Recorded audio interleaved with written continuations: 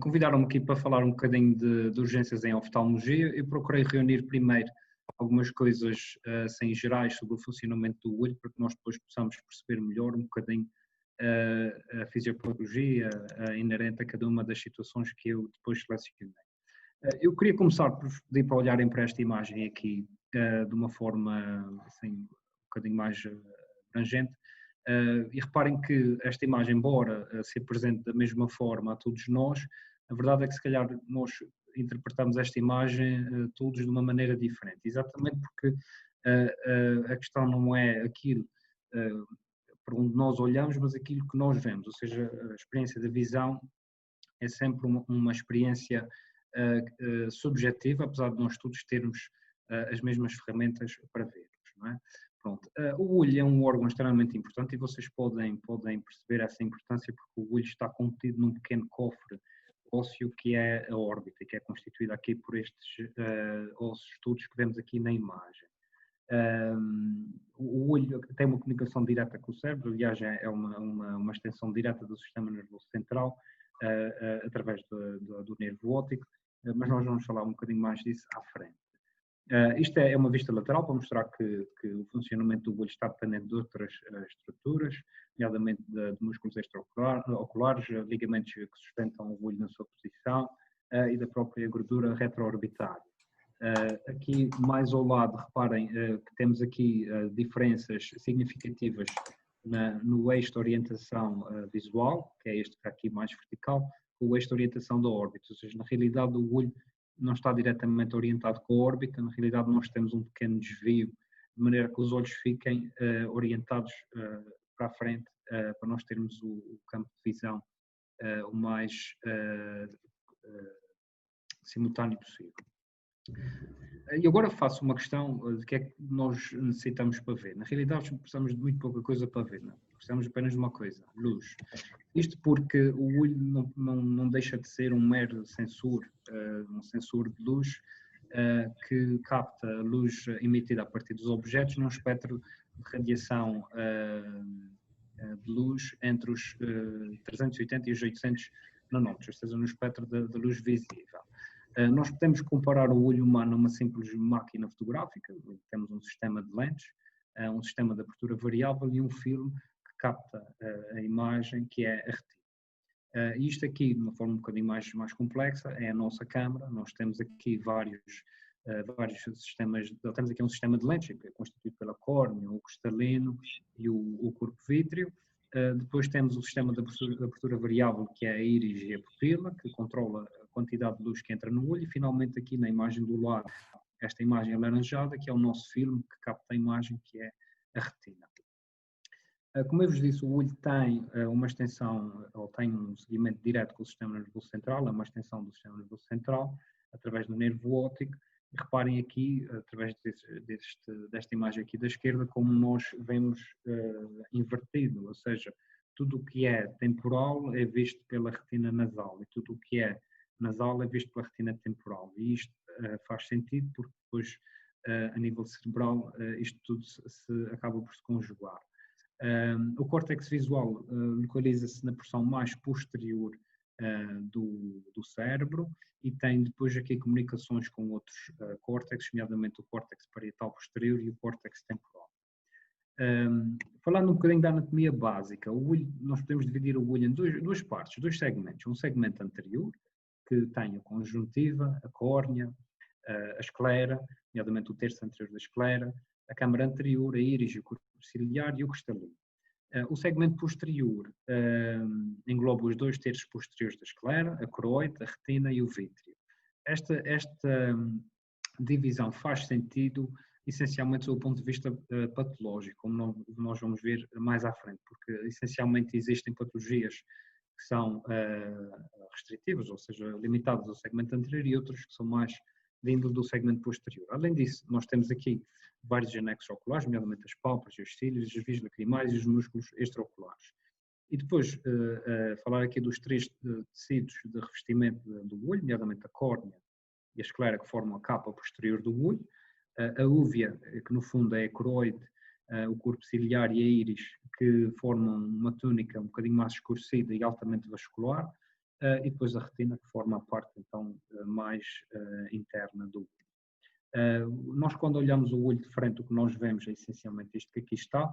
Nós conseguimos ver aqui esta parte esbranquiçada, que é a esclera, mas, no entanto, não podemos esquecer que antes da esclera temos aqui representada a roxo, a conjuntiva, que é um tecido transparente, mas é onde caminham os vasos mais superficiais do olho.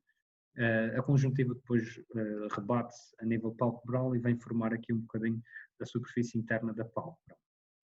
Se virmos isto em corte lateral, conseguimos ver que esta reflexão entre a conjuntiva bulbar e a conjuntiva palpebral forma aqui um pequeno fundo de saco superior e inferior, que também é importante para algumas situações.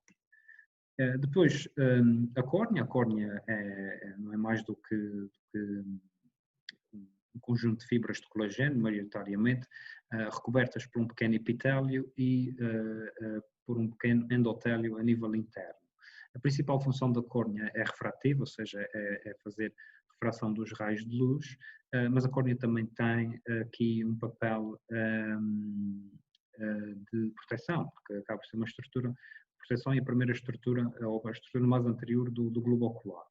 De maneira que a córnea consiga exercer a sua função refrativa, ela não pode ter vasos sanguíneos, porque os meios refrativos têm que ser completamente transparentes, e então ela recebe a sua nutrição a partir de vasos que estão à sua volta.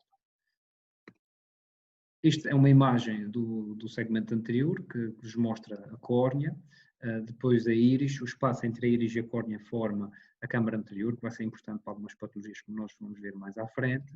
A íris no meio tem uma pequena abertura para deixar passar a luz para o segmento posterior, que nós designamos a pupila, e depois atrás da íris, uma das principais estruturas do olho, que é o cristalino, a lente natural, digamos assim, que todos nós temos e que permite a focagem a várias distâncias. A pupila, como eu vos tinha dito, controla a quantidade de luz que entra no olho, e isso é da responsabilidade do sistema nervoso central, através de estimulação parasimpática e simpática. A estimulação parasimpática é feita para o músculo constritor da íris, reduzindo a abertura da pupila, limitando a luz que entra no olho, e depois temos a estimulação simpática ao músculo dilatador da pupila, que leva depois a um aumento do diâmetro da pupila e uma entrada de maior quantidade de luz dentro do olho. Isto é importante porque nós vamos ver que algumas patologias afetam esta dinâmica.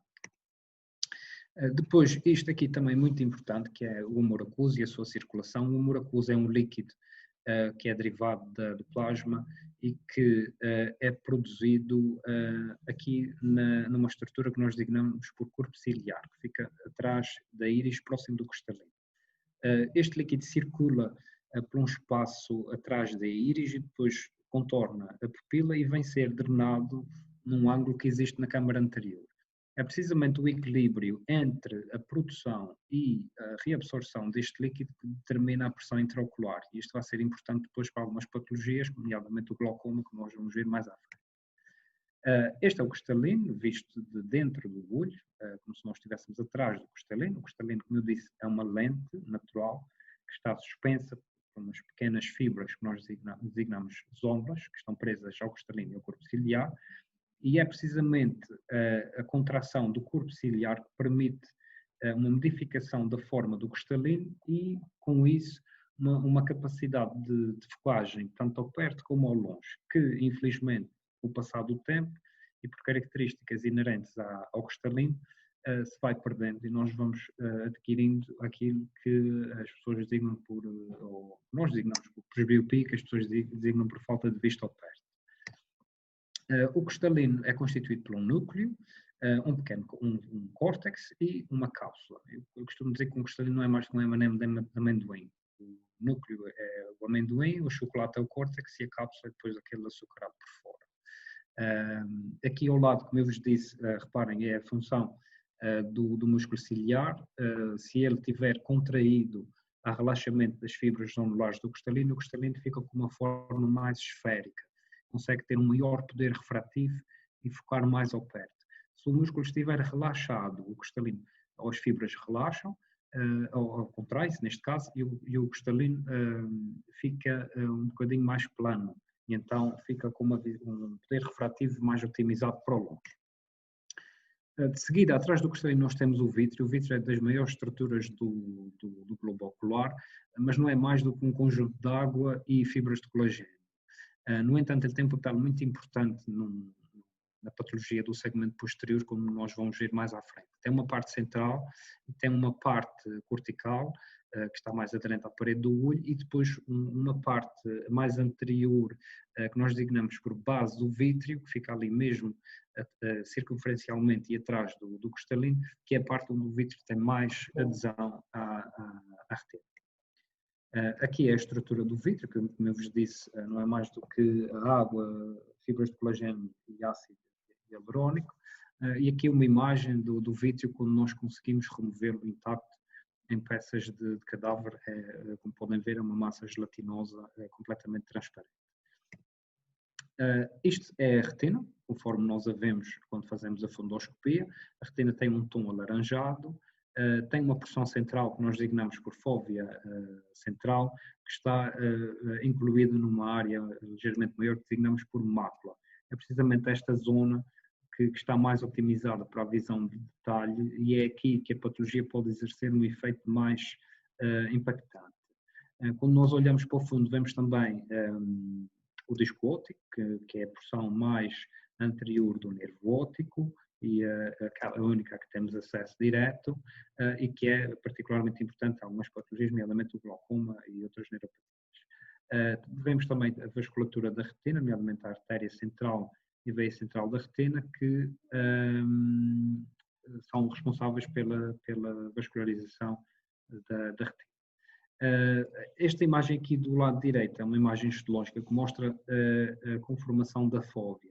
Reparem que a nível foveal, tudo o que é celular está restringido ao mínimo. Na fóvea, essencialmente, nós temos apenas fotorreceptores. Tudo o que são as outras células estão estendidas para o lado, de maneira que a luz passa ou penetra aqui da forma mais, como é que é dizer, profunda possível ou direta possível, e de forma a dar a melhor visão possível. Este é o trajeto que a luz tem que fazer. Se nós virmos aqui o vaso sanguíneo aqui em baixo à superfície da retina, é aqui que a luz chega, e a luz tem que percorrer estas camadas todas até aos fotorreceptores, que estão aqui um bocadinho aqui mais em cima, para se gerar o estímulo visual. Depois aqui é convertido o estímulo luminoso para estímulo elétrico, nervoso, que viaja depois em sentido contrário, novamente aqui para este lado, e segue depois através das fibras de nervo óptico em direção ao cérebro. Aqui é um pouco aquilo que eu já vos disse, que a fóvea tem a maior concentração de fotorreceptores, isso é importante para a visão em detalhe, e são esses fotorreceptores, nomeadamente os côndilos e os bastonitos, que depois são responsáveis pela visão colorida. Aqui é a coroide, que é no fundo uma túnica vascular, uma túnica de vasos sanguíneos altamente ramificados, que formam aqui o substrato vascular para a retina, que é um tecido que consome muito oxigênio, tem um metabolismo muito ativo, como vocês podem perceber, é um tecido que está continuamente em função, e então precisa de um aporte sanguíneo muito abundante. E esta é a responsabilidade da coroide. Finalmente aqui dizer-vos que a vascularização principal do olho, ou neste caso o segmento posterior, provém de ramos da carótida interna, nomeadamente através da artéria oftálmica, e a drenagem é feita através das veias veia central da retina e as veias verticosas para o seio cavernoso. Isto também é importante depois em algumas situações patológicas. Pronto, aqui falar um bocadinho do nervo óptico, já tinha falado aqui um bocadinho de nós vermos invertido, não é? O que é nasal, o que se vê nasal é visto pelo lado temporal e vice-versa, e o que se vê superior é visto pelo lado inferior. O nervo óptico tem aqui diversas divisões. Temos uma parte intraocular, que é a parte mais pequena, mas é aquela que nós temos acesso direto através da visualização do disco óptico. Segue-se a porção mais longa do nervo, que é a porção intraorbitária, que depois se continua ali por uma porção óssea, que é a porção intracanalicular, e que depois vem ter aqui a porção intracraniana que vem se juntar ao nervo óptico do lado oposto para formar o quiasma óptico, que também é importante em algumas situações patológicas. Isto é para falar aqui dos anexos oculares, não é assim uma coisa muito importante, mas para saber que existem diversas estruturas que podem também gerar patologia, algumas delas patologias de urgência, nomeadamente glândulas lacrimais, de produção de lágrimas, nomeadamente as glândulas do abdômen, os cílios, etc. E depois aqui do lado direito, a musculatura periocular, que é responsável pela abertura e encerramento das pálpebras. O sistema lacrimal também, como vocês podem ver, as lágrimas são produzidas a nível da conjuntiva ocular, das pálpebras e das glândulas lacrimais. Depois existe um processo de drenagem para vias lacrimais que vêm ter e vêm drenar aqui às fossas nasais. O filme lacrimal é composto por 3 camadas. A camada principal é uma camada aquosa, ou seja, é água, mas se nós tivéssemos só a água, havia aqui um problema que era a evaporação precoce. Então a natureza aqui arranjou uma maneira de controlar isso, que é criar um filme lipídico na superfície dessa camada aquosa, de maneira a impedir a evaporação precoce. Existe também uma camada mucinosa que está em contacto com a córnea, que facilita a adesão da camada aquosa à córnea e uma lubrificação mais eficaz. Isto é a musculatura extraocular. Nós temos aqui vários músculos extraoculares. Temos músculos retos, que são os principais responsáveis pelos movimentos verticais e horizontais, mas o olho também tem capacidade de fazer movimentos torsionais. Por isso nós temos aqui 2 músculos que também são importantes, que são os músculos oblíquos, que permitem fazer a torção num sentido ou no outro. Então vamos falar agora concretamente de urgências, que é o que nos traz aqui. Vamos começar pelas urgências mais comuns, mas depois gostava de dar alguma atenção às verdadeiras emergências que nós temos em oftalmologia. As urgências oftalmológicas mais comuns são o olho vermelho, o olho seco e a blefarite, o chalásio, as miodesópsias e a diminuição da acuidade visual. Em relação ao olho vermelho, devo dizer que é um dos sinais mais inespecíficos de doença oftalmológica. Nós podemos ter olhos vermelhos por inflamação da conjuntiva, olhos vermelhos por hiperémia dos vasos ciliares, que são os vasos que irrigam a parte anterior do olho, ou podemos ter ambos, os 2 juntos. Também podemos olhar para um olho e ver se ele está tudo vermelho, ou seja, se tem uma hiperémia difusa, ou se tem uma hiperémia mais setorial, ou seja, mais localizada a alguma parte do olho. Isso depois pode ter múltiplas causas. O diagnóstico diferencial é feito com base na história clínica, em sintomas e sinais acompanhados. Aqui, como eu vos disse, vocês têm aqui vários padrões do olho vermelho.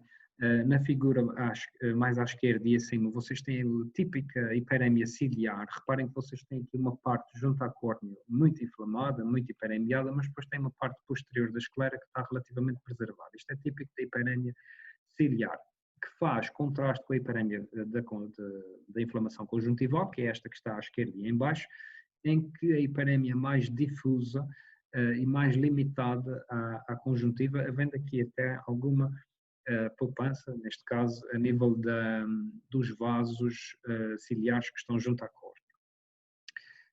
Do lado direito, vocês têm aqui exemplos de hiperémias setoriais. Em cima tem uma hemorragia subconjuntival, em que reparem que tem aqui uma parte claramente que tem o olho vermelho, não é? Mas em cima tem uma parte que está completamente branca, sem envolvimento algum. E em baixo tem aqui esta lesão de aspecto alar, em forma de asa, hiperemiada, com o restante olho relativamente preservado, que é neste caso um pterígio e é também um exemplo de uma hiperemia setorial. Aqui nós temos aqui 2 tipos de hiperémia. Aqui do lado esquerdo temos a hiperémia conjuntival, em que temos uma hiperémia difusa de toda a superfície do olho, mas aqui do lado direito vemos que a hiperémia é sobretudo mais próxima à córnea, uma hiperémia mais ciliar. Estão em causa aqui 2 patologias diferentes. Do lado esquerdo nós temos uma conjuntivite, do lado direito temos uma situação um bocadinho mais grave, uma situação que me parece ser um glaucoma neovascular, com neovasos da íris, que acarretam outro prognóstico. Reparem que é muito importante nós termos em conta os sinais e sintomas acompanhantes. Neste caso, o estudado, e embora um olho, ou ambos estes olhos tenham estudado claramente purulento, a gravidade aqui é completamente diferente. Aqui do lado esquerdo nós temos uma criança com obstrução nasolacrimal com uma conjuntivite relativamente tranquila, com estudação mucopurulenta e que facilmente é tratada com lavagem da superfície ocular e com antibióticos tópicos. Do lado direito temos uma situação mais grave, uma conjuntivite gonocócica, que tem um prognóstico muito mais grave e que acarreta medidas terapêuticas também mais exigentes. Outros sinais e sintomas acompanhantes que nós podemos ver aqui são papilas e folículos que se veem a nível palpebral. Os folículos são típicos de infecções conjuntivais virais e apontam muitas vezes, ajudam-nos muitas vezes a ter esse diagnóstico de certeza, e as papilas são mais típicas de processos alérgicos ou por reações de corpo estranho. Aqui reparem que isto são dois olhos que à partida parecem muito diferentes, não é? Com patologias muito diferentes, mas a patologia de base aqui é mais ou menos a mesma. Isto são dois olhos com processos de alergia. Do lado esquerdo nós temos uma conjuntivite alérgica banal, em que temos uma conjuntiva hiperemiada, um olho vermelho difuso, com algum abaulamento da conjuntiva por edema, mas do lado direito nós temos também, no fundo, um processo alérgico, um processo alérgico muito mais descontrolado, mais avançado, com uma inflamação da superfície do olho mais grave e com consequências mais graves. Mas isso para dizer que, muitas vezes, não se pode confiar apenas na presença da hiperemia ou da inflamação do olho para ter a certeza de um diagnóstico. É importante olhar para os outros pormenores. Aqui deste lado também podem ver que temos aqui vários olhos vermelhos, mas com outros sinais que nos fazem pensar em patologias diferentes. Do lado esquerdo nós temos um olho difusamente hiperemiado, mas reparem que na câmara anterior, se vocês conseguem ver, há aqui dentro uma fina camada branca. Isto é, no fundo, células inflamatórias que estão depositadas na câmara anterior e formam um hipópion. Isto é típico da inflamação intraocular e normalmente nota um processo de maior gravidade. Aqui em cima, do lado direito em cima, nós temos um olho também difusamente vermelho, mas há aqui um sinal muito importante, que é a dilatação da pupila, a média dilatação da pupila, uma dilatação fixa, não reativa. Isto é típico de um glaucoma agudo. Pronto, reparem que há aqui outros sinais também, a córnea também está ligeiramente menos brilhante, o que indica que também pode haver aqui algum edema da córnea.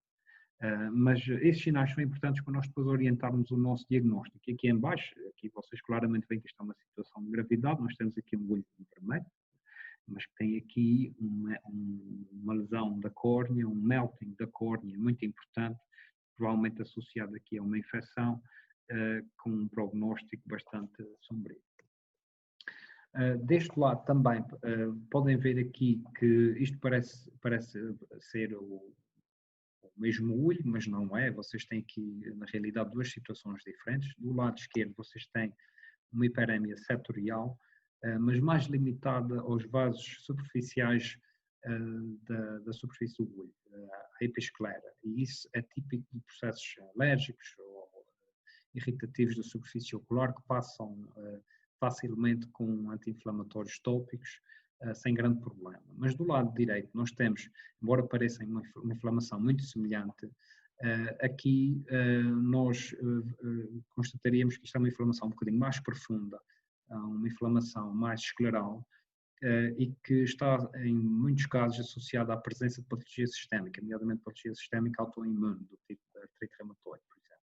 Aí que tem um prognóstico muito diferente para o doente, uma vez que aqui implica fazer essa investigação para nós despistarmos essas situações. Aqui reparem que, eu vou passar esses dois slides para vocês verem, vocês podem ter exatamente o mesmo olho, mas com duas situações diferentes, ou seja, volto a dizer, a hiperemia do olho não é um sinal específico de nada. Nós podemos ter aqui uma situação relativamente benigna de uma limalha na córnea, que nós removemos sem grande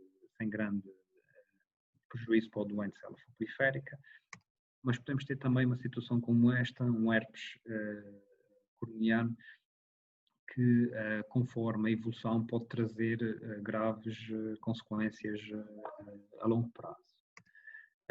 Aqui duas situações também são muito frequentes, de hiperemia setorial.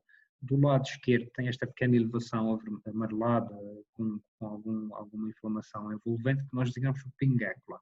É no fundo uma acumulação de depósitos na superfície do olho, que tem alguma elevação e pode muitas vezes causar algum desconforto ao doente, mas tirando o compromisso estético não requer grande tratamento. É diferente desta outra lesão aqui à direita, que é uma lesão com esta forma de asa, que tem um crescimento tendencialmente progressivo para cima da córnea e que, se não for travado a tempo, pode originar compromisso da visão. Isto é o pterígio, que muitos de vós já devem conhecer, e que se reconhece facilmente por esta forma típica. Aqui, duas situações que parecem muito diferentes, mas que na realidade são a mesma coisa, é uma hemorragia subconjuntival. Do lado esquerdo nós temos uma hemorragia subconjuntival plana, ou seja, não há um abaulamento da conjuntiva, o sangue está disperso em lençol por baixo da conjuntiva, e do lado direito temos aqui uma quantidade de sangue um bocadinho maior e que fez com que a conjuntiva ganhasse este abaulamento e, naturalmente, isto causa mais desconforto ao doente. Agora vocês podem dizer, olhando para aqui, o lado direito parece mais grave do que o lado esquerdo, mas isso não quer dizer nada. A lesão, a imagem do lado direito pode, na realidade, ter menos gravidade do que do lado esquerdo. Aqui é importante saber em que contexto é que isso aconteceu. Uma hemorragia subconjuntival que ocorre espontaneamente num doente hipertenso, por exemplo, num doente de mais idade, ou a fazer corticoterapia, não tem grande problema, não há grande problema e podia ser perfeitamente esta imagem da direita com um aspecto mais agravado. Agora, se um doente disser que ou tiver uma história de traumatismo, e mesmo que tenha uma imagem semelhante à da esquerda, que aparenta menos gravidade, a situação pode ser diferente. Nós podemos ter um trauma penetrante que está disfarçado pela presença deste sangue e, como vos disse, a história clínica aqui é fundamental para nós percebermos a real gravidade desta situação. Se a situação for a primeira, aquela de um doente hipertenso, já com alguma idade, ou a fazer corticoterapia, ou um doente que fez um esforço assim um bocadinho maior, que fizesse, por exemplo, que envolvesse uma manobra de valsalva, e que tenha tido uma hemorragia dessas, com a visão mantida, não há grande problema, é acalmar o doente, dizer que isto é uma situação que se vai resolver espontaneamente com o tempo e que não acarreta risco nenhum para a visão. Em resumo, então, o olho vermelho, como eu vos disse, é um sinal demasiado específico, pode indicar gravidade significativa e normalmente requer uma orientação para observação oftalmológica urgente. Por isso, é sempre importante a gente entrar em contacto uns com os outros quando detectamos uma situação dessas, para tentar perceber, através de outros sinais e sintomas acompanhados ou da história clínica, se a gente consegue depois orientar da melhor forma possível o doente. Depois, outra situação que é muito frequente nas nossas urgências é o olho seco. O olho seco resulta de uma ou das duas situações, nomeadamente de uma produção lacrimal insuficiente ou deficiente, ou seja, deficiente em qualidade. É um problema que tipicamente ocorre com maior frequência em indivíduos acima dos 50 anos, sobretudo em mulheres após a menopausa, e pode ter múltiplas causas. Como eu vos disse, pode ser por causas de insuficiência aquosa da lágrima, e aqui nós agrupamos aqui em dois grandes grupos, ou seja, os grupos associados a Sjögren, primário e secundário, e olho seco não Sjögren por essencialmente deficiência lacrimal. O olho seco evaporativo normalmente resulta de um filme lacrimal que tem alguma má qualidade, nomeadamente a nível do filme lipídico da lágrima, que leva a que a lágrima evapore mais depressa. Isso pode acontecer por mecanismos intrínsecos ou extrínsecos.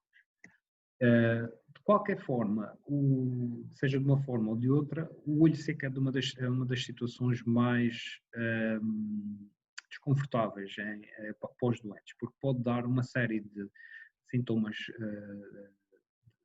desagradáveis, nomeadamente visão turva, prurida, ardor, intolerância à utilização de lentes de contacto, hiperémia, sensação de areia ou de corpo estranho, fotofobia, produção excessiva de muco, lacrimejo e sensação de fadiga ocular.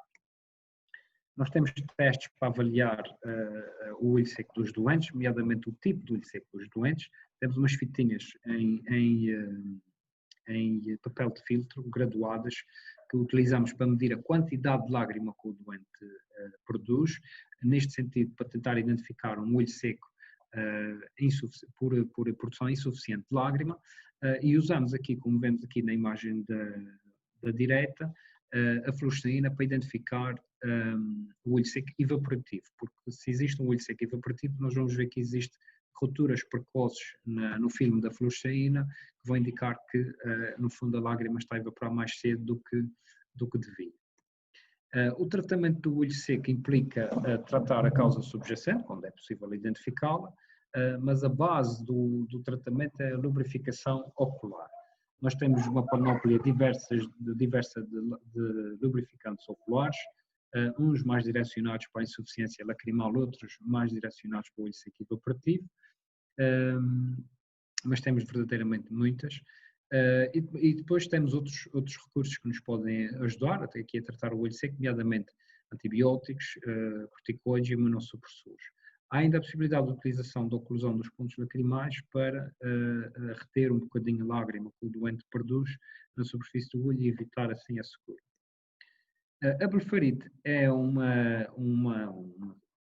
patologia que muitas vezes está associada à presença do olho seco, nomeadamente o olho seco evaporativo, e resulta de uma inflamação crónica das margens palpebrais. Ela pode ser mais anterior ou posterior, conforme afeta mais a base das pestanas ou mais a parte das pálpebras que fica atrás dos cílios. Ela resulta da acumulação de gordura e bactérias a nível da margem da pálpebra, e que resulta depois em disfunção das glândulas lacrimais e geralmente é bilateral.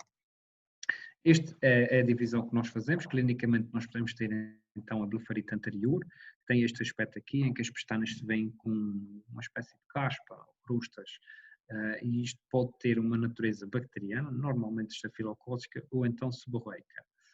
A blefarite posterior muitas vezes não se identifica pela presença destas crustas, mas sim por um eritema da margem palpebral e de umas telangiectasias na margem palpebral, e muitas vezes também estas bolinhas que vocês veem aqui, estas pérolazinhas que vêm aqui, que no fundo são os orifícios das glândulas de meibómio obstruídos ou com secreções espessas.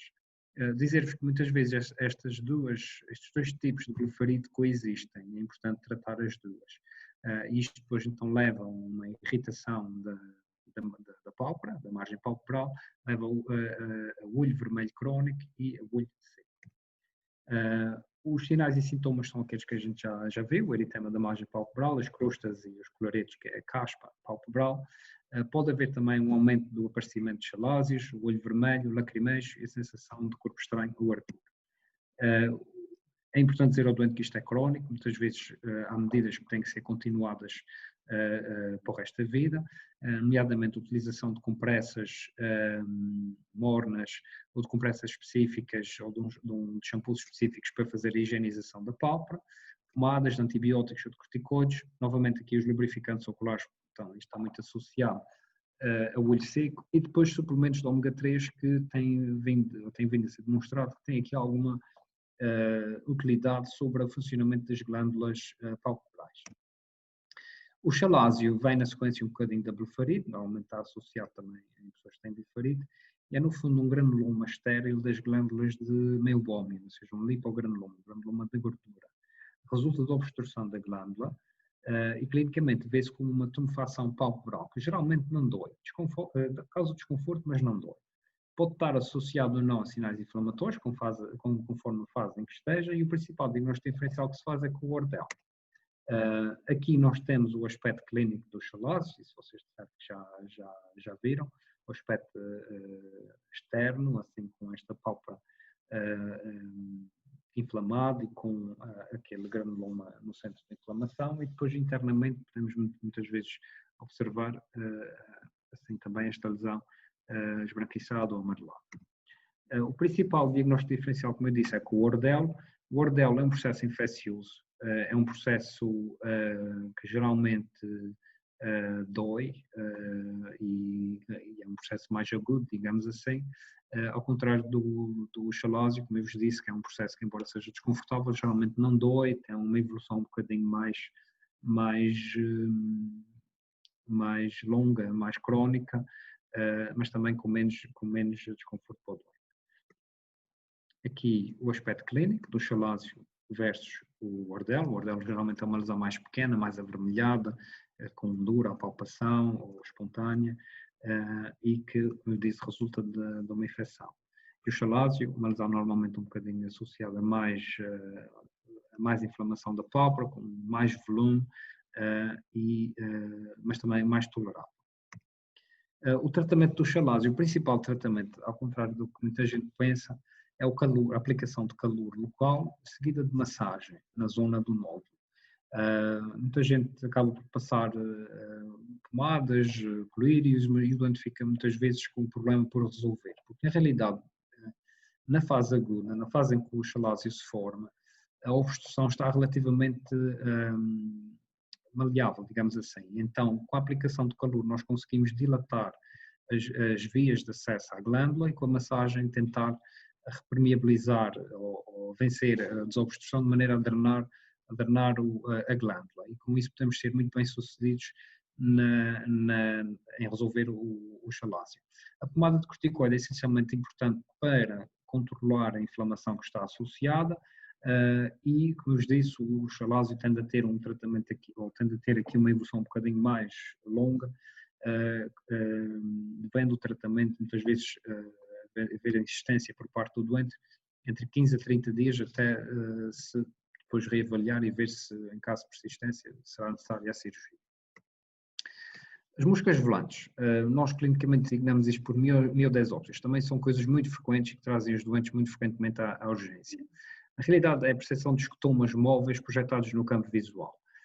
Podem ser congénitas, muita gente tem moscas volantes congénitas, ou adquiridas, que são a causa principal, ou que são a manifestação principal. E a causa principal das moscas volantes é a cinerese vítrea, ou seja, a degeneração do humor vítreo que ocorre progressivamente no nosso organismo. Terem atenção que muitas vezes as moscas volantes podem ter outras causas, nomeadamente a presença de poeiras ou de debris sobre o filme lacrimal, ou outras partículas que estejam suspensas no vítreo. Este é o processo que leva ao aparecimento das moscas volantes na sua forma mais típica. Quando nós nascemos, o vítreo tem esta estrutura íntegra, ele é tudo uma massa gelatinosa formada, mas com o passar do tempo, dentro do vítreo formam-se lacunas. Essas lacunas são espaços líquidos, e isso acontece porque a massa gelatinosa do vítreo liquefaz-se, ou se liquefaz. Então, estas bolsas líquidas no interior do vítreo, como o vítreo é uma massa gelatinosa, sempre que nós movemos o olho, elas também têm movimento, e isso é que gera a sensação de mosca volante. A certa altura, forma-se digamos assim, um buraco, uma abertura no córtex posterior do vítreo, e esse líquido que está nessas lacunas passa para a face posterior do vítreo e separa-o da retina, podendo aqui nesta fase haver um agravamento maior das moscas volantes. E é precisamente nesta fase que pode também se gerar patologia mais importante e séria a nível do segmento posterior. Em condições normais, então, nós temos este processo de cinerese, de liquefação do vítreo, que leva à separação posterior, ao descolamento posterior do vítreo, e condensação anterior progressiva da massa vítrea, como a gente já viu. No entanto, como eu estava a dizer, em zonas de tração vitreoretiniana anormal, pode haver, ou seja, uma maior tração do vítreo sobre a retina quando eles estão a separar, e então originar-se aí uma solução de continuidade, ou seja, um rasgão ou uma rasgadura. E isso pode ser acompanhado de hemorragia, e eventualmente, se não for identificado e tratado a tempo, pode levar a um descolamento de retina. E é isso que nós vemos aqui. Na imagem da esquerda, vocês têm aqui um processo em que ocorreu a separação do vítreo, ou seja, houve um descolamento posterior do vítreo, que neste caso aqui em concreto, neste local aqui em concreto, levou a se formasse uma rasgadura da retina. Neste caso, a rasgadura foi identificada a tempo, desculpa, foi realizado laser em volta da rasgadura e este doente ficou bem, ou seja, esta rasgadura não evoluiu, não deu origem ao descolamento e, consequentemente, o doente não perdeu a sua visão. Quando nós não apanhamos isto a tempo, esta rasgadura é permeabilizada pelo vítreo que ficou liquefeito e que teve acesso a este espaço e este líquido passa para baixo da retina através da rasgadura e causa aqui um descolamento da retina, que é uma situação grave, que tem que ser resolvida rapidamente, porque caso contrário o doente pode perder a sua visão de uma forma bastante significativa. E isto aqui aproveitava para falar então da diminuição da acuidade visual. É importante nós fazermos, sobretudo a nível clínico, aqui duas diferenças. Diferenciar uma perda súbita, ou seja, um doente que deixou de ver, e uma perda progressiva, ou seja, um doente que está a ver cada vez menos ao longo do tempo. Isto porque a perda súbita, em todos os casos, requer uma observação emergente, porque pode estar associada a patologia realmente significativa. Vou-vos falar aqui de algumas causas, das causas mais frequentes da diminuição da acuidade visual. O glaucoma é a causa mais frequente de perda progressiva, ou seja, aquele doente que vai perdendo a visão ao longo do tempo, e irreversível da visão, ou seja, aquela diminuição da acuidade visual que nós não conseguimos reverter com o tratamento. O glaucoma é uma neuropatia óptica de agravamento progressivo, ou seja, ao longo dos anos o glaucoma tende a agravar-se e está relacionado, sobretudo, mas nem sempre, com a elevação da pressão intraocular. Clinicamente, nós podemos dividir o glaucoma em dois tipos, nomeadamente o glaucoma de ângulo aberto e o glaucoma de ângulo fechado. E se nós nos lembrarmos um bocadinho daquilo que falámos no início, isso tem a ver com a conformação do ângulo da câmara anterior, ou seja, da maneira como o humor aquoso circula no olho. Numa situação normal, o humor aquoso vem de trás da íris, circula pela pupila e depois é absorvido a nível do ângulo. E isto é o normal. No glaucoma de ângulo aberto, como o nome indica, o ângulo, quando nós o vamos caracterizar, nós conseguimos ver que o ângulo está permeável, ou seja, ele está aberto, não há nenhuma obstrução à chegada do humor aquoso àquela região. O que nós pensamos é que pode haver algum processo de resistência na reabsorção, na passagem do humor aquoso através do ângulo, que faz com que a pressão intraocular aumente e que o glaucoma se desenvolva. No caso do ângulo fechado, nós temos um processo anatómico em que há encerramento do ângulo e então há uma acumulação direta do líquido, normalmente de trás da íris, porque o processo aqui normalmente que está envolvido é um bloqueio a nível da passagem pela pupila, e neste caso aqui em concreto a tensão ocular pode subir mesmo muito rapidamente e causar danos que são muito rápidos. Isto são os defeitos de campo visual que o glaucoma normalmente vai causando aos doentes. Inicialmente são defeitos de campo visual mais periféricos, mas com o passar do tempo se vão tornando cada vez mais centrais e podem, depois nas fases de patologia mais avançada, originar campos visuais em túnel, tunelizados e até mesmo levar à cegueira completa. A catarata, a famosa catarata, é a causa mais frequente de perda progressiva, mas reversível da visão, ou seja, nós conseguimos reverter imediatamente com o tratamento. A catarata resulta do envelhecimento progressivo do cristalino, ocorre sempre em todas as pessoas com a idade e causa como principais sintomas a visão desfocada e menos colorida, a visão em halos e a diplopia. Tem indicação cirúrgica quando compromete a acuidade visual. A etiologia da catarata é desconhecida, nós não sabemos exatamente porque é que ela acontece, mas sabemos que o risco aumenta com a idade, com a presença de diabetes, o consumo de tabaco e o uso do álcool, o trauma ocular, a utilização prolongada de corticoides ou derivados e a exposição prolongada aos ultravioleta e radiação. Nós clinicamente podemos ter diversos tipos de catarata. Se vocês se lembrarem daquela estrutura que eu vos falei no início do cristalino, se lembrarem do M&M de amendoim, nós podemos ter aqui uma catarata que afeta mais a componente do amendoim, ou seja, a componente nuclear do cristalino, termos aqui uma catarata nuclear, que é uma catarata mais central a nível do cristalino. Por outro lado, podemos ter uma catarata que afeta mais o chocolate do M&M, ou seja, o córtex do cristalino, que dá aqui este aspecto clínico que vocês veem aqui, com estes esperões esbranquiçados, e que em fases muito avançadas podem levar a um compromisso grande da acuidade visual. Ou nós podemos ter aqui outro tipo de catarata, que é uma catarata que ocorre na face posterior do cristalino e que gera uma visão ao doente semelhante àquela como se nós estivéssemos a olhar através de um vidro de um carro cheio de terra, ou tudo sujo. É uma catarata bastante impactante para o doente. Normalmente não são cataratas associadas a grande rigidez, são cataratas relativamente moles, mas que têm um grande impacto sobre a visão porque são cataratas sujas. Então, dificultam muito a passagem dos raios de luz através do cristalino. Aqui exemplos. Aqui do lado esquerdo nós temos uma catarata subcapsular posterior. Se vocês verem aqui este rendilhado aqui, isto indica que nós temos aqui aquela sujidade na face posterior do cristalino, que gera aqui uma visão muito má. Aqui do lado direito vocês têm aqui uma catarata nuclear praticamente no seu limite, em que nós vemos que há aqui este núcleo amarelado, que neste caso está completamente livre dentro deste saco capsular, porque entretanto o córtex se liquefez e o núcleo perdeu a sua sustentação e está ali solto dentro do cristalino, aqui que nós também chamamos a catarata hipermadura. A cirurgia de catarata que nós temos hoje em dia, o padrão é a facoemulsificação, uma cirurgia muito eficaz, muito desenvolvida e também muito cómoda para o doente, é feita com anestesia local, atópica.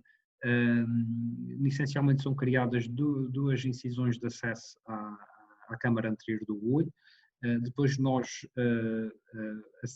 retiramos um pouco da cápsula do cristalino, da cápsula anterior do cristalino, fazemos uma incisão circular e depois fragmentamos e aspiramos o córtex e o núcleo do cristalino e depois aproveitamos o saco que ficou para colocar uma lente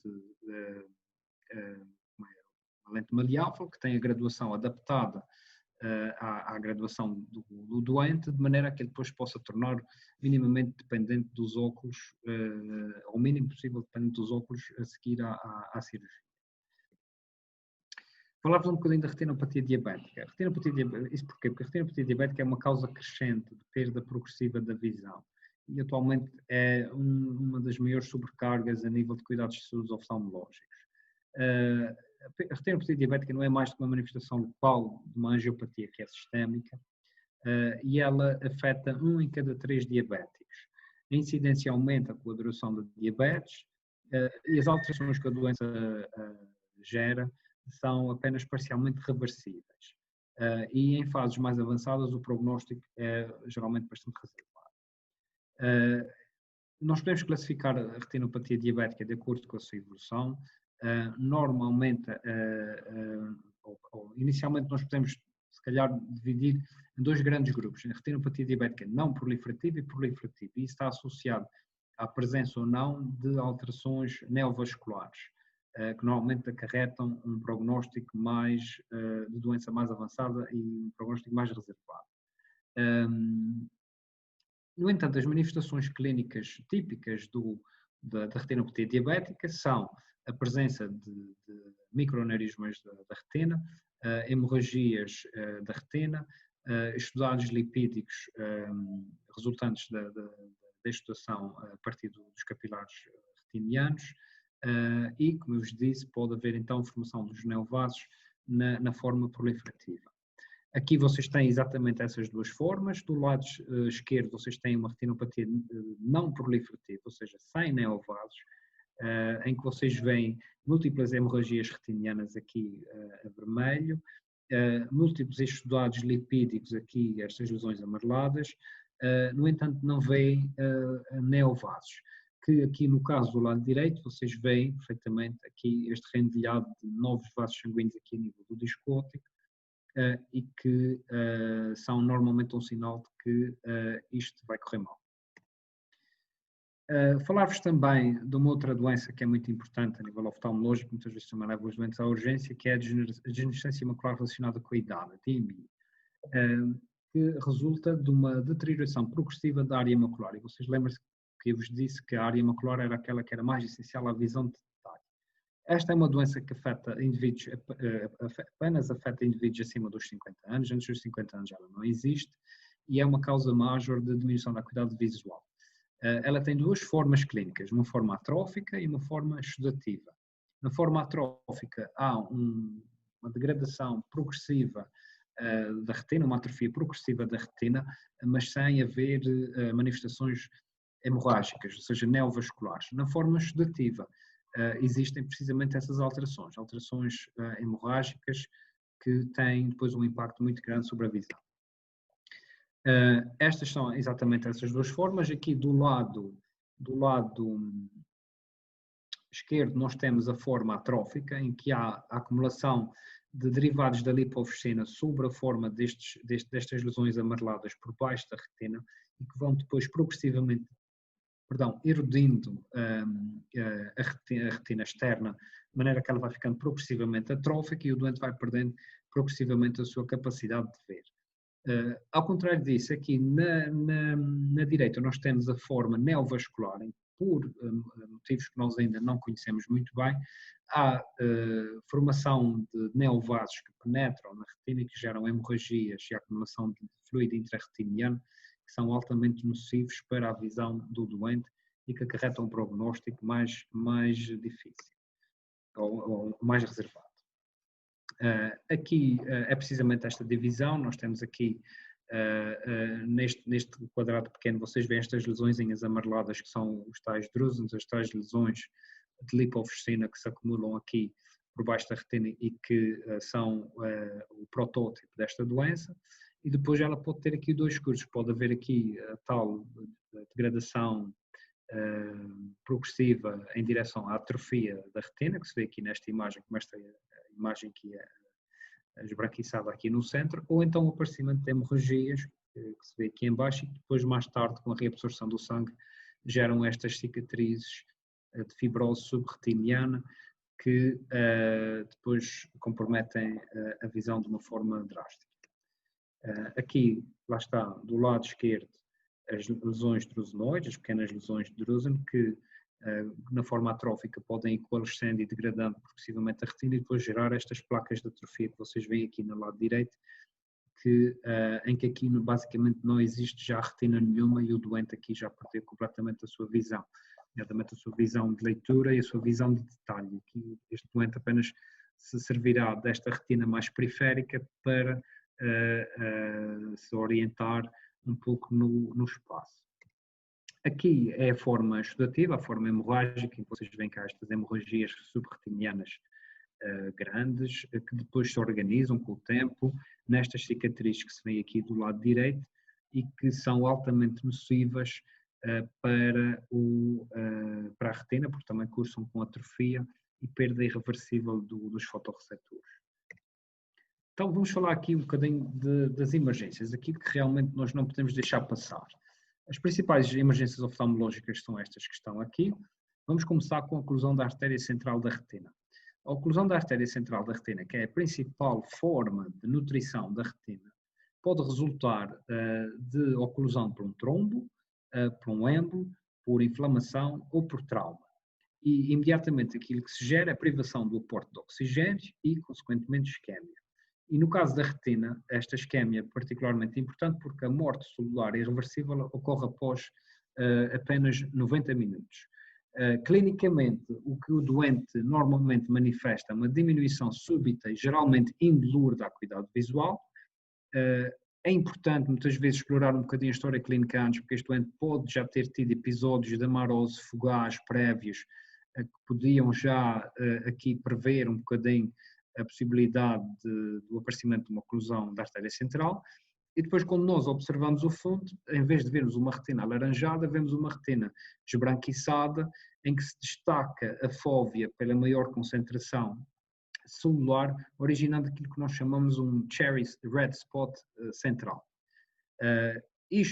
Normalmente esta situação tem um mau prognóstico, porque na maior parte das vezes a gente já chega tarde, ou o doente já nos chega tarde, ou nós podermos fazer alguma coisa, haverá aqui a possibilidade de um melhor prognóstico se o doente tiver uma circulação retiniana alternativa. Ou seja, se houver aqui uma variante anatómica da circulação macular, que é a presença de uma artéria cilio-retiniana, que é um pequeno ramo arteriolar que deriva de uma outra circulação e que neste caso mantém alguma perfusão macular e permite ao doente então manter alguma da visão, porque caso contrário uma oclusão da artéria central da retina normalmente leva ao desenvolvimento de uma cegueira legal. Este é o aspecto típico que eu vos tinha falado, uma retina que se torna mais esbranquiçada e que depois tem aqui no centro este cherry red spot, que no fundo é uma maior visualização da porção foveal da retina, que está aqui destacada pelas áreas isquémicas envolventes. Aqui ao lado vocês veem uma imagem de angiografia, em que vocês veem claramente aqui uma ausência de perfusão, aqui nestes vasos que estão aqui a preto, quando deviam estar assim preenchidos pelo corante fluoresceínico, que é típico do déficit de perfusão originado pela artéria central da retina. Aqui vocês veem aquela situação que eu vos expliquei, que é o doente tem aqui uma oclusão da artéria central da retina, aqui do lado esquerdo, e vocês veem esta retina toda esquemiada, toda esbranquiçada. No entanto, há aqui uma porção da área macular que se mantém preservada, aqui por um pequeno ramo arteriolar, que é a tal artéria cilio-retiniana, que provém de uma circulação alternativa e que neste caso deste doente lhe salvou aqui um bocadinho a visão. Isto acontece em mais ou menos 15%, 10 a 15% das pessoas, esta variante anatómica. Do lado direito, para vos mostrar que por vezes a fundoscopia a gente consegue encontrar pequenos trombos ou placas de colesterol no interior das arteriolas e que podem muitas vezes ser zonas que podem ser locais de obstrução arterial futura. Falar agora um bocadinho do descolamento da retina, nós já falamos um bocadinho há bocado das rasgaduras. O descolamento de retina é consequência de um descolamento posterior do vítreo nódulo, ou seja, em condições normais o vítreo separa-se da retina progressivamente sem haver lesão na retina. Mas quando existe alguma interação anómala, ou seja, quando existe uma adesão maior entre o vítreo e a retina, em que a tração vence e origina um buraco, pode haver permeabilização do espaço subretiniano e com isso um descolamento de retina. Como eu vos disse, um descolamento de retina é uma situação grave e que deve ser resolvida rapidamente. E nós aqui temos que a rapidez com que resolvemos tem essencialmente a ver com duas situações, ou com uma situação, que é saber se a mácula está afetada ou não. Se vocês acompanharem o meu raciocínio, se vocês tiverem uma retina descolada em que a mácula ainda está colada, e lembrem-se que a mácula é a zona da retina que tem melhor visão, se a mácula ainda estiver colada, nós temos de ter uma atuação mais rápida para tentar impedir que o descolamento chegue à mácula. Se a mácula já estiver envolvida, se nós já tivermos um descolamento de retina mácula off, nós podemos programar a coisa de uma forma um bocadinho mais calma e mais eletiva, porque aí o prognóstico já é um bocadinho pior, porque a mácula já foi afetada. Estes são os aspectos típicos do descolamento de retina. Aqui do lado esquerdo vocês veem a rasgadura que deu origem a este descolamento de retina, e depois a retina descolada tem este aspecto assim um bocadinho mais esbranquiçado, com estas pregas todas, que são causadas pela presença de líquido então no espaço subretiniano.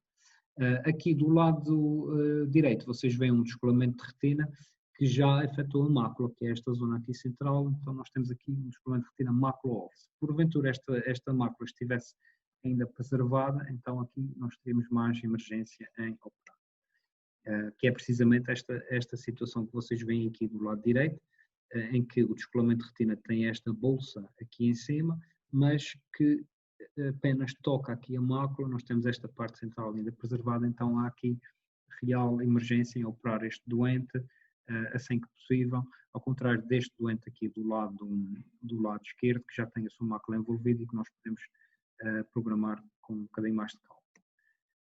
A cirurgia do descolamento de retina é uma cirurgia que não tem, assim, digamos assim, um padrão. Nós podemos adaptar o tratamento ao tipo de descolamento que nós temos. Um dos primeiros tratamentos que surgiram foi o tamponamento da cavidade vítrea com gás, em que basicamente é injetado uma bolha gasosa dentro do bulho, e isso faz com que, depois por intermédio dos efeitos da gravidade, não é? E da pressão, faz com que depois a rasgadura fique ocluída pelo gás, a retina fica aplicada, o líquido se vai reabsorvendo progressivamente e com isso o descolamento se resolve. Esta técnica pode ser associada a outras técnicas, nomeadamente esta aqui que vocês veem, que nós chamamos a indentação circular da esclera. No fundo, nós passamos uma fita à volta do olho, uma fita de silicone que aperta o meridiano do equador do olho, de maneira que a rasgadura fique suportada para essa indentação exterior e, consequentemente, fique encerrada. Esta técnica era associada ao tamponamento gasoso, era muito utilizada nos tempos primordiais, mas nós hoje em dia temos uma técnica muito mais em voga e aquela que é mais utilizada, que é a vitrectomia, ou seja, a técnica que se dirige diretamente ao problema em causa, nomeadamente o vítreo. É uma técnica em que nós entramos no olho com instrumentos e retiramos o vítreo. Nós vamos cortando e aspirando progressivamente o vítreo até desaparecer, e isso, complementado com outras técnicas, faz com que nós consigamos aplicar a retina, encerrar a rasgadura e depois levar a que a retina permaneça novamente colada. Isto também já vos falei, é uma emergência, o glaucoma de ângulo fechado, essencialmente porque, como eu vos disse, se nós tivermos o ângulo da câmara anterior encerrado por um bloqueio anatómico, nós vamos ter uma elevação muito rápida da pressão intraocular, e isso pode ter efeitos gravíssimos na visão do doente, que depois são completamente irreversíveis. Como eu vos disse, o glaucoma de ângulo fechado leva à diminuição da acuidade visual, edema da córnea, inflamação do segmento anterior, e é um espasmo pupilar em que tipicamente nós olhamos para o doente e o doente tem a pupila em média midríase que não reage, e normalmente isto é uma situação que também leva o doente à urgência, porque o doente tem uma dor muito intensa no olho, ao ponto até às vezes de gerar um bocadinho de náuseas também.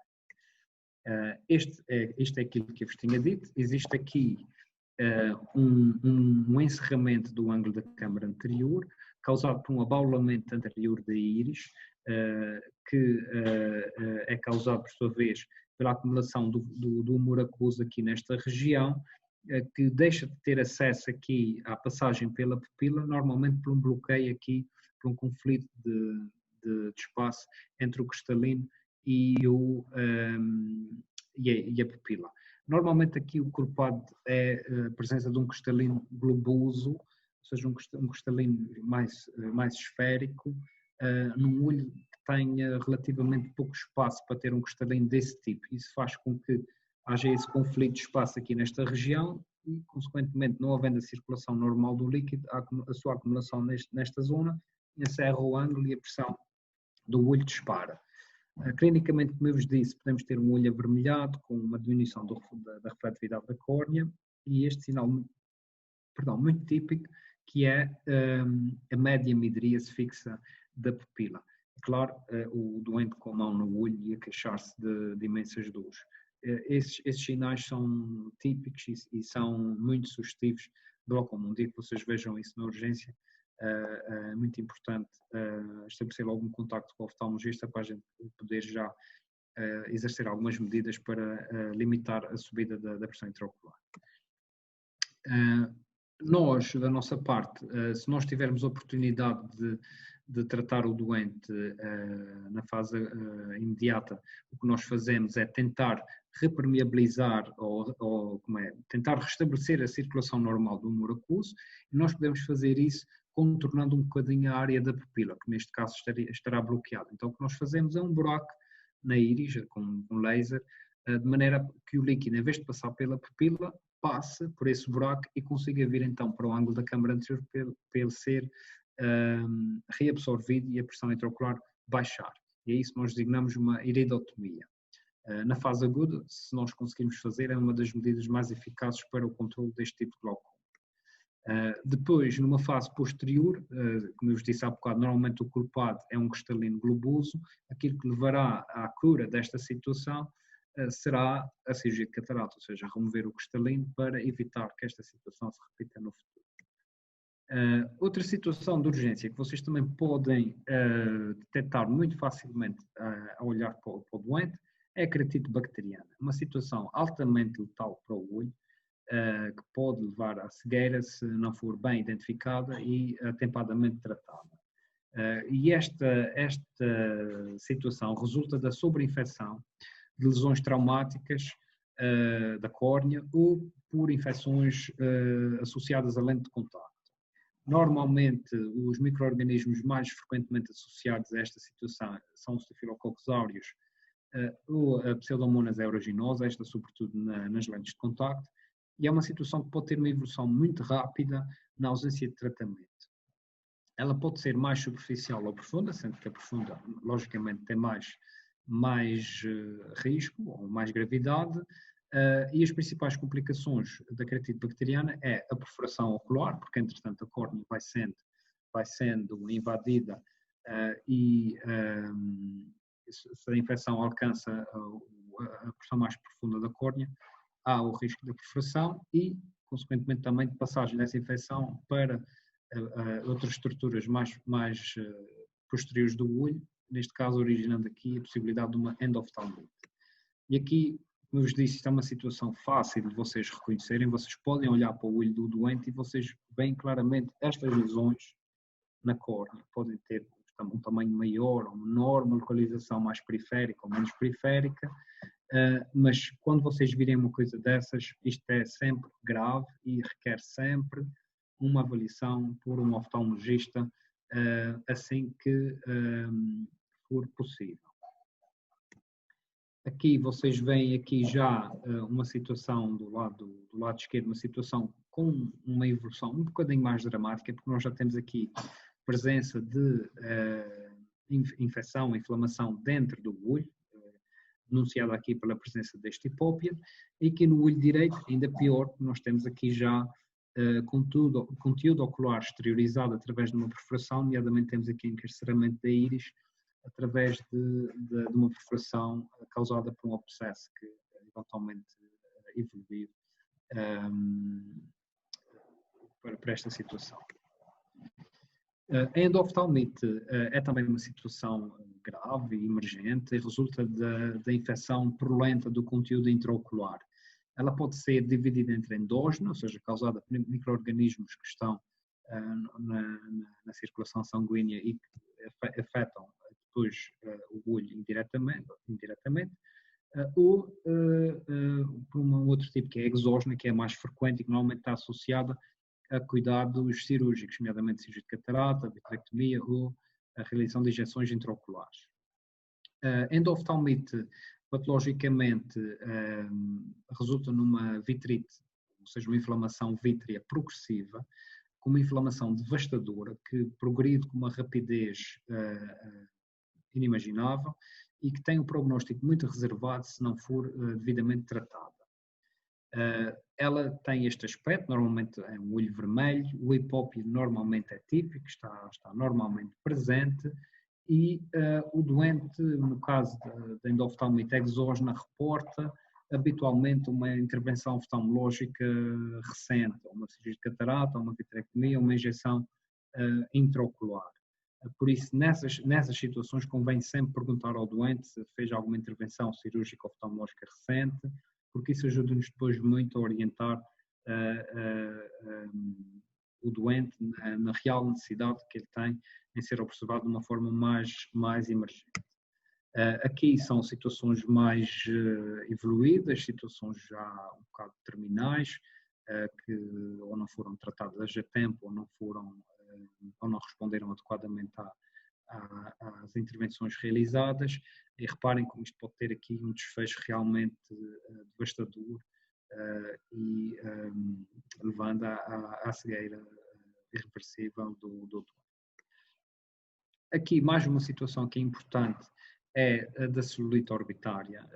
É uma situação que resulta da inflamação dos tecidos orbitários pós-septais. Geralmente resultam de complicações de sinusite dos seios perinasais e a principal alteração clínica é a proptose. A proptose, que muitas vezes está acompanhada pode estar acompanhada de dor, oftalmoplegia e inclusive também de neuropatia óptica. Geralmente existe uma febre, uma leucocitose associadas e isto pode ter complicações graves, entre elas inclusive é o risco de morte.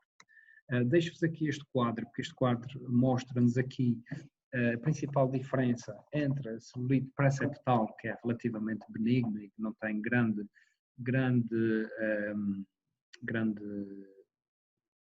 gravidade, não é? Ou a celulite orbitária, como nós estávamos a falar, que tem uma conotação um bocadinho mais importante. A febre pode estar presente em ambas, mas geralmente é mais elevada na celulite orbitária. O edema da pálpebra normalmente é ligeiro ou moderado na celulite pré-septal, enquanto que na celulite orbitária ou pós-septal, ela é um edema bastante volumoso. A quimose geralmente está mais presente na celulite pós-septal. A proptose, volto a dizer, é um sinal muito típico da celulite orbitária, deve ser encarado como um sinal de gravidade. A dor com os movimentos oculares e a oftalmoplegia é um sinal típico também da celulite orbitária e deve ser encarado também como um sinal de gravidade. Alterações da visão normalmente apenas estão presentes na celulite orbitária, porque normalmente dependem da afetação do nervo óptico.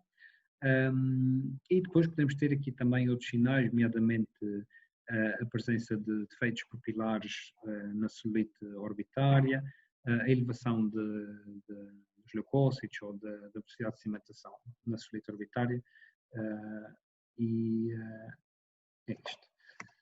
Pronto, aqui, como vocês podem ver, os aspectos típicos da celulite orbitária, este edema volumoso das pálpebras, a proptose, ou seja, vocês veem as pálpebras edemaciadas, mas conseguem perceber que o olho por trás disso também está anteriorizado, ou seja, está mais anterior do que na sua situação normal. E aqui do lado direito vocês não têm dúvidas de que isto é um processo altamente perigoso e evoluído, com esta superação toda, não é?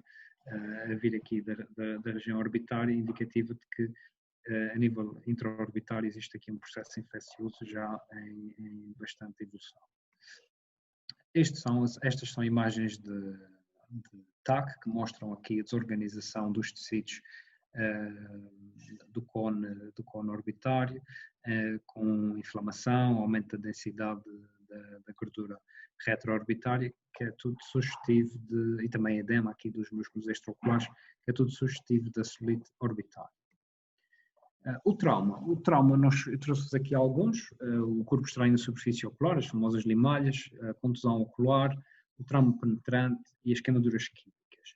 As limalhas normalmente são situações relativamente benignas, no sentido de que poucas penetram o bulho. Normalmente a limalha é travada pela córnea e fica impregnada lá até poder ser removida. Mas a limalha nem sempre atinge a córnea, pode atingir também a conjuntiva e muitas vezes até pode bater na superfície do olho, ficar solta e depois ficar presa debaixo da pálpebra. Daí que muitas vezes na observação do doente nós tínhamos que fazer a inversão palpebral para ter a certeza que ele não tem nenhum corpo estranho alojado na região interior da pálpebra. Aqui são situações de contusão ocular. Vocês veem aqui do lado esquerdo um senhor que teve uma contusão ocular violenta, em que houve ruptura dos vasos sanguíneos do segmento anterior, com o aparecimento desta lâmina de sangue aqui dentro da câmara anterior, que nós designamos por ifema. É uma situação que poderá acarretar consequências futuras e este doente tem que ser sempre depois acompanhado e avaliado ao longo do tempo para ter a certeza que as sequelas com que vai ficar não vão comprometer a sua visão. Do lado direito, vocês podem ver aqui, já devem ter percebido, um descolamento de retina, que também pode ser causado por uma contusão ocular. Podem haver contusões oculares suficientemente fortes ou graves para gerar a avulsão do vítreo, originar rasgaduras e, consequentemente, um descolamento de retina. Aqui são também outras manifestações de contusões oculares, neste caso são estas zonas esbranquiçadas que vocês veem aqui, são zonas de edema da retina, ou seja, zonas em que a pancada originou aqui uma certa um aumento do volume intracelular das células, levando ao aparecimento destas zonas de edema, mas que normalmente têm alguma reversibilidade e normalmente não deixam uma sequela definitiva para o doente. Muito embora as lesões mais posteriores que afetam a região macular possam levar a um aparecimento de sequelas irreversíveis. Aqui outra situação de trauma, neste caso um trauma bastante violento, com o aparecimento de uma fratura, se vocês conseguirem ver aqui assim deste lado, conseguem ver que nós temos aqui uma assimetria entre o lado esquerdo e o lado direito. No lado esquerdo vocês têm aqui o seio maxilar permeabilizado e aqui têm o seio maxilar completamente preenchido por sangue, com esta fratura em trapdoor aqui do pavimento da órbita, e depois clinicamente a gente, se olhar para o doente, a gente vê que isto bate certo, porque a gente tem um doente que tem aqui claros sinais de traumatismo, e depois reparem, quando ele tenta olhar para cima, este olho não faz esse movimento. Isso é porque este músculo aqui, o reto inferior, provavelmente está encarcerado aqui na área na zona da fratura, então o doente tem este movimento limitado. Mas se nós pedíssemos para ele olhar para a frente, veríamos que ele teria esta hemorragia subconjuntival e se calhar desvalorizávamos. Por isso é que é importante a gente perceber sempre desses outros sinais que nos podem depois orientar no sentido de perceber a real gravidade das lesões que o doente tem. Aqui isto não deixa margem para dúvidas, não é? O trauma perfurante ou penetrante do olho, que tem sempre um caráter um bocadinho mais, uma gravidade um bocadinho maior, não é? E que acarreta muitas vezes a resolução cirúrgica emergente. Aqui são exemplos de um trauma químico. São dois olhos que entraram em contacto com substâncias químicas. No lado esquerdo nós temos, corado pela fluorescina, naquela área verde, uma lesão erosiva da córnea, uma úlcera de córnea, e do lado esquerdo temos também a córnea afetada, mas de uma forma um bocadinho mais grave, no sentido temos aqui um aparecimento aqui de um melting da córnea, ou seja, um derreter das fibras de colagênio da córnea. No entanto, há aqui um pequeno sinal que eu gostava que vocês tivessem atenção, que é, embora a imagem da direita vos pareça ter maior gravidade, e na realidade a nível corneano existe esse aspecto de gravidade, reparem que há aqui um sinal que também pode indicar que a lesão do lado esquerdo não é assim tão inocente. Vocês repararem aqui, ao longo desta zona toda aqui da superfície do olho, existe aqui uma área esbranquiçada em que deixamos de ter aqui uma reação dos vasos sanguíneos da superfície ocular. Isto é predominantemente importante porquê? Porque é precisamente as células que estão aqui à periferia da córnea que são responsáveis pela reepitelização desta úlcera. Se essas células morrerem por déficit de aporte sanguíneo, elas não vão desenvolver a sua atividade no sentido de reepitelizar esta úlcera. Esta úlcera pode tornar-se depois muito difícil de resolver por esse motivo. Por isso, aquilo que parece inocente, na realidade pode não ser. É importante a gente ter sempre em conta outros sinais ou sintomas que acompanham aquilo que a partir de nos parece mais óbvio. Isto são exemplos de situações dessas, situações em que nós temos ausência dessas células que tentam reutilizar a córnea. Na ausência da função delas, o que acontece é que vai-se buscar essa função à conjuntiva, e o problema da conjuntiva é que ela é um tecido vascular, então ela cresce com vasos sanguíneos e a córnea depois fica com este aspecto, um aspecto epitelizado, mas epitelizado da forma errada, e aqui nestes casos levou à cegueira do doente. Esta outra situação também é muito importante, que é a paralisia adquirida do terceiro par. Ela pode ser parcial ou completa conforme a afetação da pupila, e normalmente, clinicamente, ela é denunciada pela presença de ptose palpebral e diplopia. Nós, quando pesquisamos, conseguimos detectar oftalmoparesia, oplogia e disfunção pupilar. Pode estar associado a outros sinais ou sintomas neurológicos, e aqui nesta situação é importante excluir o aneurisma da circulação intracerebral. Aqui, o que nós vemos clinicamente é a ptose, que pode estar presente, como eu vos disse, e depois uma limitação nos movimentos oculares, que são da responsabilidade do terceiro par. Se nós virmos aqui, vocês conseguem ver que este doente consegue fazer os movimentos de uma forma geral, mas existem aqui graves limitações nos movimentos para dentro, para cima, para baixo, que são da responsabilidade do terceiro par. Normalmente, a causa principal aqui a excluir, como eu vos disse, é um aneurisma da circulação intracraniana, nomeadamente o aneurisma da circulação, a circulação comunicante posterior, que possa estar a comprimir o terceiro par craniano. Isto é mais para a área pediátrica, mas eu gostava de vos dizer isso, é a última patologia, ou o último sinal que vos posso falar, que é a leucocória. Normalmente, quando nós incidimos uma luz, um foco luminoso diretamente na cara de uma criança, o reflexo que nós obtemos dos olhos é este. São dois reflexos vermelhos em cada pupila, não é mais do que o reflexo da retina, da cor da retina. Quando nós não vemos isso, quando nós virmos algo diferente, quando nós virmos isto aqui, nós virmos uma pupila branca, alguma coisa não está bem, sobretudo numa criança. E este sinal, como eu vos disse, designa-se leucocória, ou seja, pupila branca. E isto pode ter aqui várias causas, nomeadamente o retinoblastoma, que é um tumor intraocular, uma catarata, portanto, catarata congénita numa criança, a persistência de vasculatura fetal do vítreo, ou seja, vasos sanguíneos que deviam ter regredido, mas que se mantiveram, ou a doença de Coates, que é uma doença também que leva a mudança oxidativa, que leva a descolamentos de retina, que acontece também na idade pediátrica. Mas aquilo que eu vos queria dizer é que a leucocória é sempre um sinal de gravidade. Sempre que vocês virem uma situação dessas, devem valorizar. Como eu vos disse, é um sinal que aparece sobretudo nas crianças.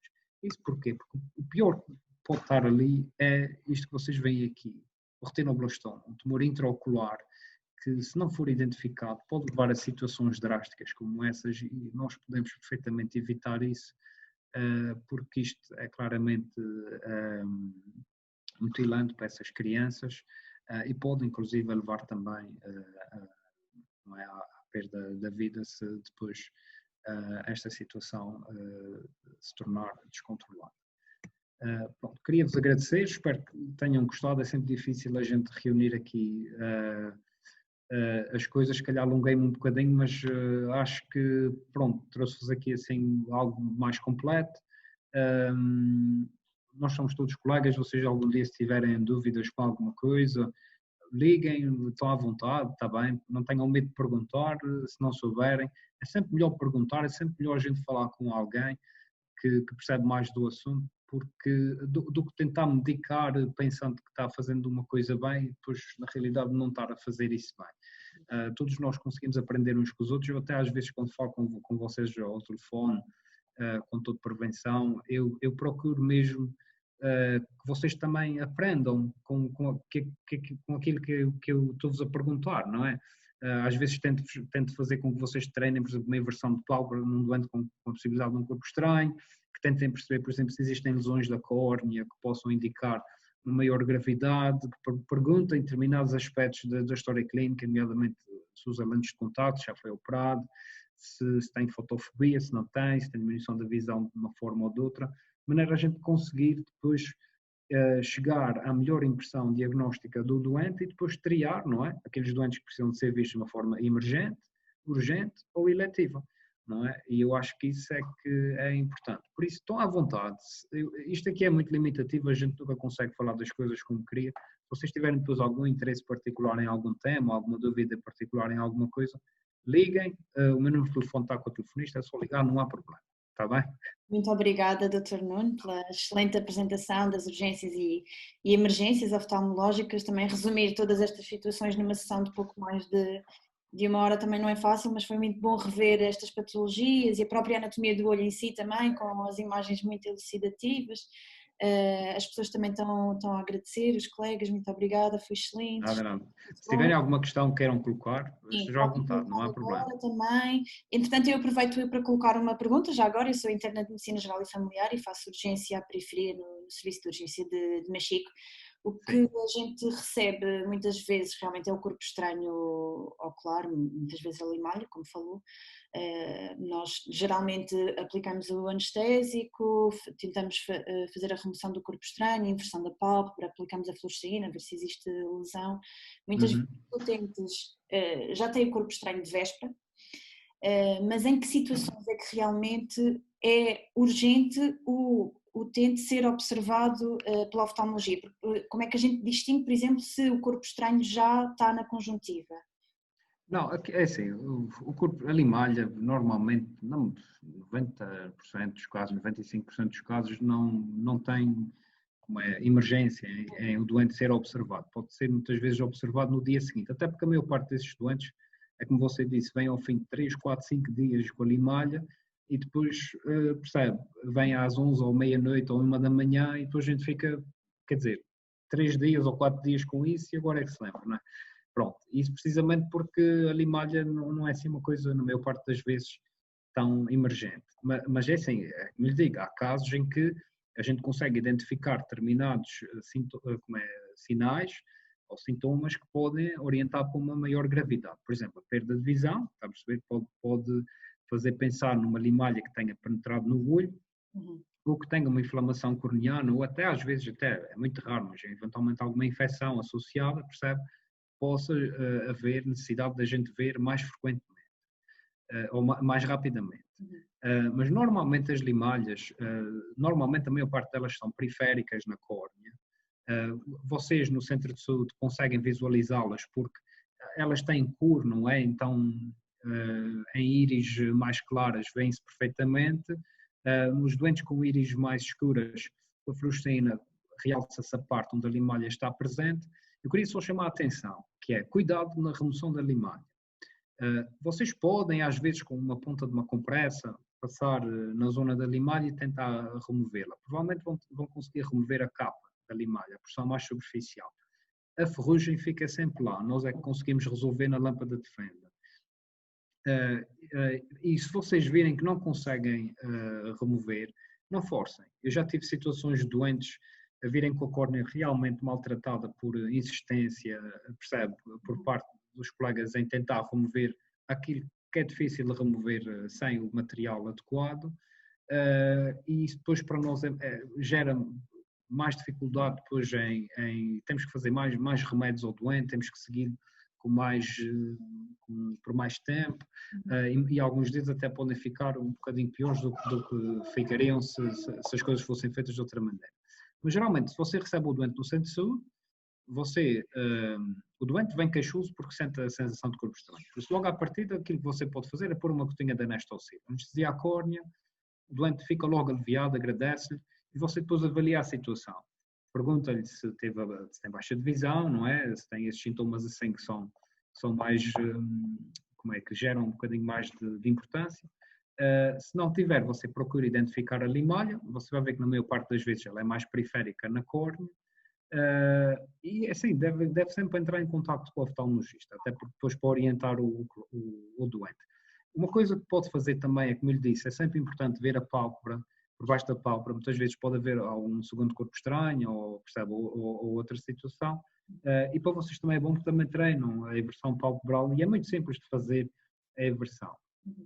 Depois aquilo que dá conforto ao doente é, por exemplo, aplicar um bocadinho de pomada, pode ser cloranfenicol ou cloranfenicol associado a prednisolona e um penso ocular.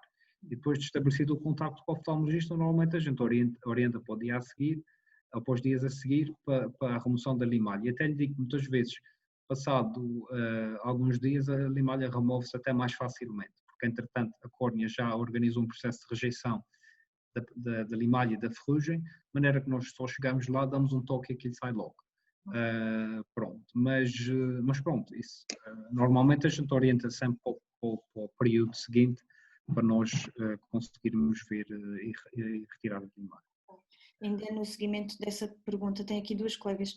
Uma colega pergunta se, pronto, penso que isto é no seguimento da tentativa da remoção, fazer Sim. com uma agulha, com a ponta de uma agulha.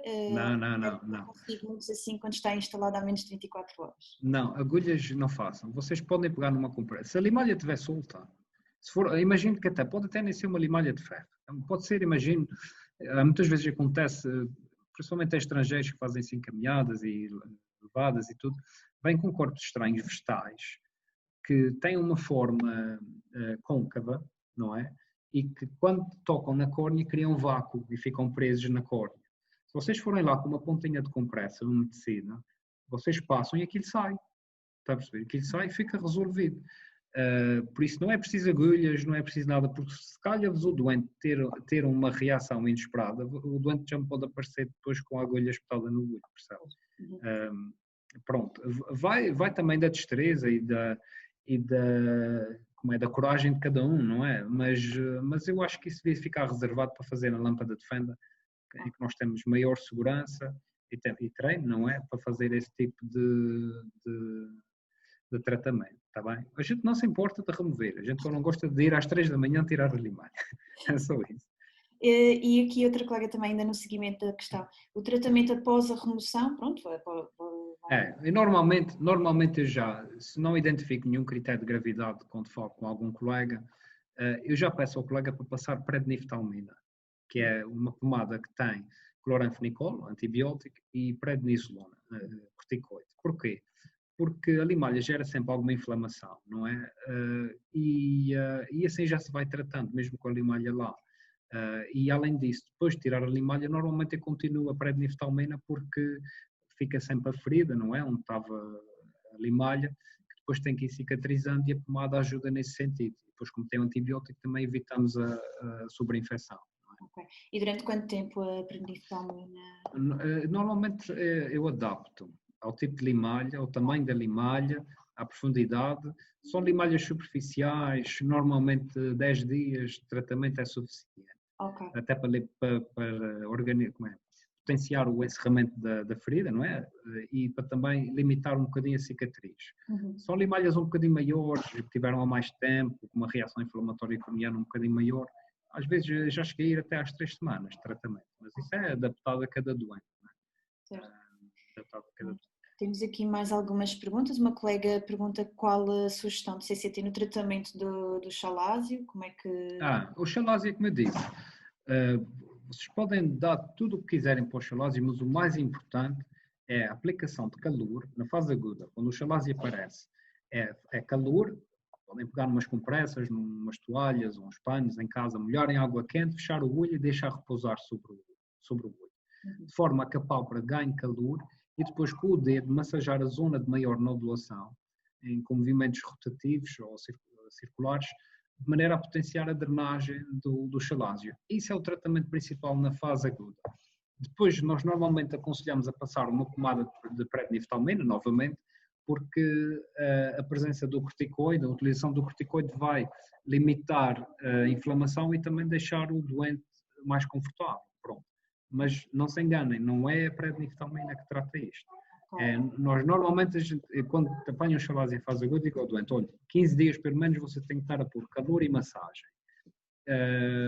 e deve insistir com o tratamento pelo menos até um mês. Se ao fim do mês, já depois da inflamação estar resolvida, o doente voltar, tiver lá uma nodulação e o chalásio não estiver drenado, então aí a gente orienta para pequena cirurgia. Ok. E quantas vezes ao dia fazer a massagem, a aplicação da... Olha, eu antes, quando era interno, eu dizia, olha, faça isso o máximo de tempo possível, não sei o quê, pronto, mas as pessoas têm as suas vidas, não é? É difícil também as pessoas se organizarem para estarem sempre a fazer esse tipo de tratamento. Então, o que eu costumo dizer é, quando chegar a casa ao fim do dia, deite-se no sofá, arranja um recipiente com água quente, molha ali uns paninhos de água quente, põe um bocado, quando aquecer, massagem, volta a molhar, volta a pôr, massagem outra vez, percebe? Outras vezes digo, ponha-se, quando for tomar banho no duche, meta a água assim um bocadinho mais quente, deixe cair sobre o olho e massagem ao mesmo tempo, percebe? Temos que tentar aproveitar, pronto, esses períodos em que os doentes também podem exercer os tratamentos de uma forma conveniente, porque senão depois acabam por não fazer. Certo, ok. Depois tem aqui mais uma pergunta de uma colega que refere olho vermelho, consequência de soldar metais sem óculos de proteção. Ok, por acaso não falei sobre isso, mas normalmente esse tipo de olho vermelho, muitas vezes os doentes são orientados para o hospital, às vezes com grande emergência, porque pronto, aquilo gera muita dor ao doente e gera muito desconforto ao doente. Depois o doente chega com os olhos muito vermelhos, não consegue abrir os olhos, diz que não encara a luz e não encara, porque aquilo gera uma queimadura da superfície ocular. Ou seja, a córnea fica cheia de pequenas lesões punctiformes, são pequenas queimaduras, que depois fazem com que o doente não consiga reagir à luz porque aquilo está tudo inflamado e a córnea é muito sensível nessas situações à luminosidade. Pronto, o melhor a fazer é pôr anestaucil, está bem? Lavar um bocadinho os olhos, idealmente até com um bocadinho de soro refrigerado. Tomada de predniftalmina, novamente porque o corticoide vai ajudar no controle da inflamação e oclusão, está bem? Se o doente puder ocluir os dois olhos e descansar, tudo ótimo. Se não, oclui o olho pior, o olho que sentir pior, está bem? Porque o outro depois ele vai acabar também tendencialmente deixá-lo fechado.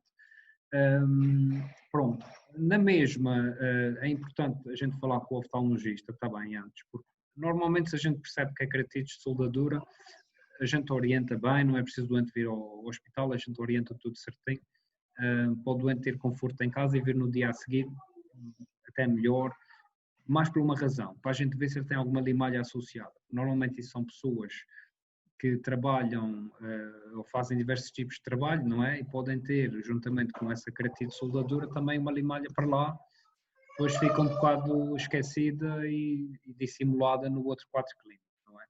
Pronto. Então é importante a gente depois, eu gosto de ver no dia a seguir para ver se está tudo ok e pronto. Às vezes também ajuda para a pele, a parte da pele também os olhos ficam um bocadinho queimados com pressas frias.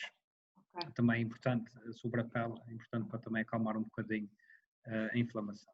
Certo, está bem. Penso que por enquanto não temos mais perguntas. Agradeço novamente. Não tem problema. Foi excelente. Tem aqui mais uma pergunta de uma colega. Na hemorragia subconjuntival disse que há resolução espontânea, mas há alguma terapêutica específica que se possa aplicar até lá? Não há nada. Se for, como eu disse, se for um doente, já com a sua idade, hipertenso, que tenha tido uma hemorragia espontânea, sem alterações da visão, se o doente chegar com a hemorragia plana, percebe? Não é preciso nada, não é preciso fazer nada. É explicar ao doente que aquilo aconteceu, provavelmente está relacionado com o fator idade, com o facto de ser hipertenso, pode ter feito algum esforço maior, alguma valsalva, pode ter potenciado o aparecimento da hemorragia, mas que aquilo não acarreta risco nenhum para a visão e que vai resolver naturalmente. Às vezes até pode agravar no primeiro ou segundo dia, porque o sangue ainda está um bocadinho fluido, mas não há problema. O problema é aqueles doentes que estão nessas condições e que em vez da hemorragia ser plana, chega um bocado abaulada. Não é tão frequente, mas pode acontecer.